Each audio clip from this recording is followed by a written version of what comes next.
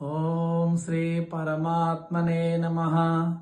శ్రీమద్భగవద్గీత శ్రీ భగవానువాచ. 9వ అధ్యాయం 12వ శ్లోకము.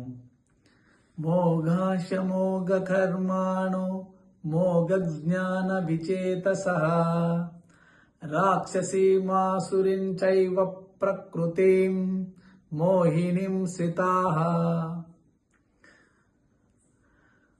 వ్యర్థములైన ఆశలచే కర్మలచే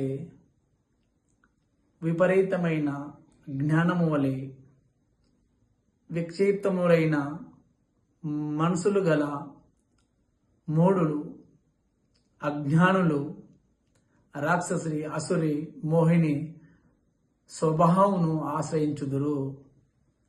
హరే కృష్ణ, జయ కృష్ణ. ప్రతి ఒక్కరు కూడా